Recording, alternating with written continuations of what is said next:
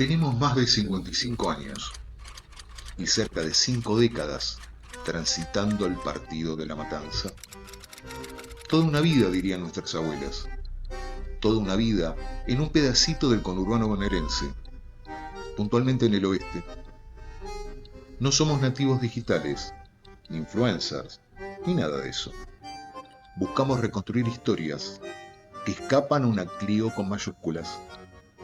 Navegamos por arrabales que conocimos, añoramos y desaparecen. Esto es Dos tipos que narran. Hoy presentamos episodio número 15, mitos, leyendas, monstruos y seres imaginarios en la matanza. Hola, ¿cómo estás?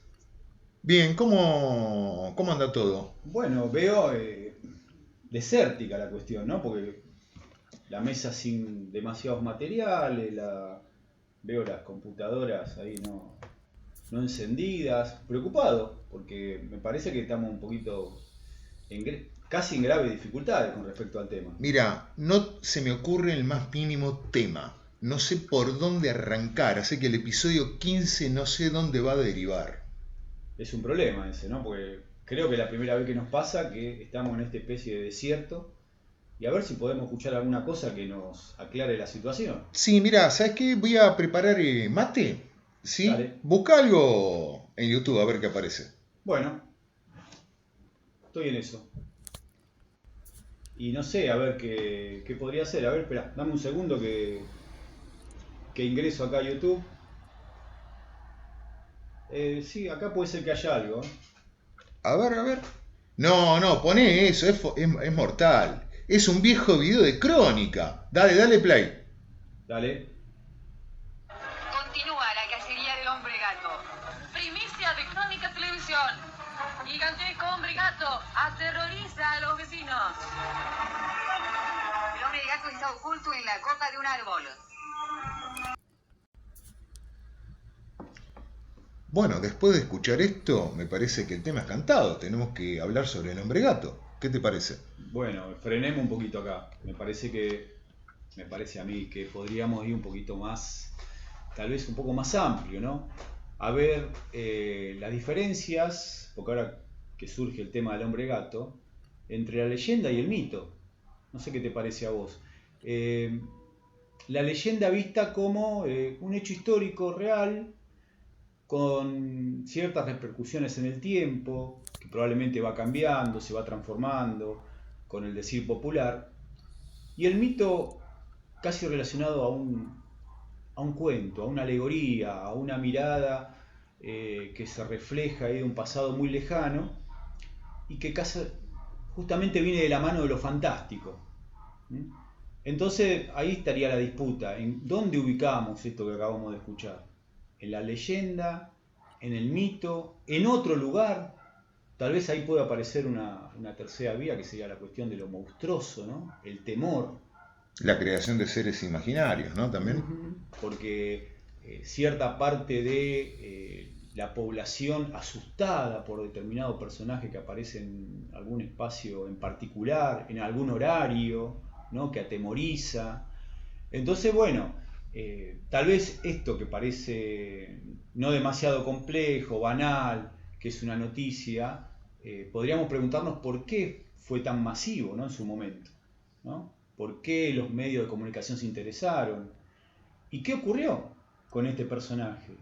Mítico o no, leyenda o no, porque en el presente ya no se habla tanto de este personaje y como hablamos en otro momento, nosotros fuera de estos episodios, hubo otros mitos y leyendas también en La Matanza que podrían estar en la periferia, ¿no? Y no tanto del imaginario popular. ¿Mm? También relacionado con qué? Con ciertos temores, ¿no? Sobre todo temores creados para que los niños no se acerquen a espacios que en determinadas horas del día eran peligrosos, ¿m? Alejados de la casa. No sé qué te parece a vos. Sí, yo te soy sincero, a mí no. A ver, quizás hay algún docente académico, perdón, algún oyente académico, intelectualizado, quiere saber la diferencia entre mito y leyenda, que la busca en un diccionario, no la vamos a dar. Y a mí me parece ampliarlo más, ¿no? Vos dijiste mitos, leyendas, yo diría monstruos y seres extraños y creados que funcionan dentro de la matanza. Vos decís mitos y leyendas. A mí me parece que en la matanza han circulado, producto de la migración interna, muchos mitos y leyendas, ¿no? ¿Qué sé yo? El pomperito, el familiar, que son leyendas y mitos de público conocimiento, ¿no? Y también hay construcción, el viejo de la bolsa, por decirte algo, la llorona, ¿no? Que se van adaptando. Y personajes que estaban dentro del hogar a través de la oralidad, incluso desde íconos, ¿no? Qué sé yo, en mi casa estaba la figura de Pancho Sierra, porque mi vieja era de Salto, un gaucho milagroso, por así decirlo. Lo primero que se me viene a la cabeza en función de lo que estás planteando, mira, voy a recurrir a mi cuadernito. Bueno, a ver, ¿qué tenés por ahí anotado? Un viejo cuento de Diego Incardona, escritor matancero, que se llama Los monstruos, ¿no? Y habla de cómo las infancias estaban ligados a todo ese mundo sobrenatural, mitos y leyendas. Me gustaría tratar de leer un fragmento, si estás de acuerdo. Dale, vamos con eso. Bueno, como dije de Juan Diego Incardona, Los monstruos. Eran los años del hombre gato y el enano de Cruz, del ahorcado del tanque y los losbisones del campito. Igual que otros barrios del conurbano bonaerense, Villa Celina también estaba rodeada de potreros y campos. Por las noches, estos terrenos se convertían en una masa negra amenazante, donde brillaban, de pronto, luces y rayos misteriosos, y se oían, quién sabe desde dónde, voces y ruidos extraños. Para mis amigos y yo, que teníamos 11, 12 años, aquella oscuridad local nos proveía de todo el material que nuestra imaginación necesitaba, pero a cambio cada uno debía pagar íntimamente un precio. Qué interesante, ¿no? Acá el autor ya creo que nos aclara un poquito el tema de esto de la leyenda y el mito. Lo primero que se me viene es la idea de una vida cruzada por un cuento, ¿no? O sea, ¿qué quiero decir con esto? Lo que antes reunía tal vez a la familia y en la escuela y leer era algo casi cotidiano y que estaba relacionado también con esos grandes espacios de tiempo libre que tenían los niños, ¿no? Donde no había demasiados medios de comunicación. Ahora esa cuestión fantástica de cuento, ¿no? Aparece de la mano de dichos populares, en este caso del hombre gato, que se masifica rápidamente. Y por lo que dice acá el autor, hay una especie de temporada de mitos y leyendas, ¿no? Que se cruzan y de cuestiones monstruosas, ¿no? Que aparecen uno detrás del otro, ¿no? Algunos que ya vienen desde tiempo atrás, como bien marcabas, el hombre de la bolsa, ¿no? El pomperito, que son leyendas que vienen de la mano de la inmigración interna y que se van a reformular en estas tierras, ¿no? Acá en la provincia de la Matanza. Se hacen urbanas, digamos. Se hacen urbanas, ¿no? Porque son de pueblo, ¿no? Son de provinciales. Y acá se hacen urbanas. Entonces van a tener otra dimensión y se van a propagar de otra manera. Entonces digamos que tal vez el hombre gato es la síntesis de muchas de esas leyendas, ¿no? Que también tiene que ver, se me ocurre a mí, por ahí estoy un poco errado, con la leyenda del lobizón, ¿no? De un hombre que es más que un hombre, mucho más grande, porque ahí se habla de un hombre de más de 2 metros, y que está relacionado con lo animal, ¿no? En el caso del lobizón con el lobo, acá con el gato, y que es peligroso para la sociedad. Entonces que la sociedad se moviliza en este caso para terminar con esta leyenda. Sí, incluso, qué sé yo, a mí me gustaría también que demos cuestiones concretas que hemos tomado contacto a través de la tradición oral de mitos, leyendas, monstruos y seres imaginarios en la matanza, si te parece, ¿no? Sí, sí. Vos siempre me contás, en tu barrio había un mito o una leyenda muy marcada, ¿no? Sí, la del ahorcado, ¿no? En el barrio había un espacio que no era mucho más que una hectárea, donde teníamos, se le llamaba el monte, ¿no? Y ese monte era un lugar muy particular porque de día algunos se atrevían, sobre todo chicos, se atrevían a ingresar, ¿no? Era un lugar donde no había ni siquiera senderos, árboles, arbustos, hasta había, digamos, algunos pozos bastante profundos, no sé por qué estaban hechos ahí, ni qué había antes de ese monte, pero en la noche ya era catalogado como un lugar peligroso, donde hacía un tiempo atrás, no sé si mucho o poco, se había ahorcado un vecino, por lo que se decía por una cuestión amorosa o un desengaño amoroso, y que, bueno, en la noche aparecía el ahorcado, ¿no? Que había sido este hombre que a partir de este desengaño se había suicidado en ese monte. Ese monte pasaba a ser un lugar muy peligroso por las noches y era un mito, una leyenda, en este caso un mito muy difundido, ¿no? Que nunca supe yo el nombre de ese viejo vecino del barrio. Me hace acordar también a un mito, una leyenda, una creencia de mucha circulación del Colegio Don Bosco de Ramos, ¿no? Ujú. Incluso uno de los oyentes, cuando subimos la foto del Colegio Don Bosco de Ramos, me comentó que andan los espíritus. Qué sé yo, una de las leyendas del Colegio Don Bosco es que hay una monja que se suicida a mitad del siglo XX, y que esa monja recorre los pasillos. Hay algo parecido también en una escuela de Isidro Casanova, una maestra que se va con viaje egresado, y esta escuela, creo que es la 37, la primaria, se encienden las luces a la noche y bueno, eso atemoriza a la gente, ¿no? También en el orden doméstico hay muchos mitos y creencias. A mí uno de los que más me impacta en La Matanza es el caso de Susanita la Milagrosa. A ver. Tenés que situarte más o menos en la década del 70. Uno de los cuidadores del cementerio, hay una tumba, esta tumba de Susanita, estaba descuidada, la empieza a arreglar, él tenía una dificultad con una de las hijas, le pide que la cure a la hija, y esa Susanita la Milagrosa, por su intervención, sana, ¿no? Y de repente el lugar, esa tumba de Susanita la Milagrosa en el cementerio de Villegas, se transforma en un santuario, ¿no? Tenés placa, tenés muñecas, zapatitos, y se creen milagros, ¿no?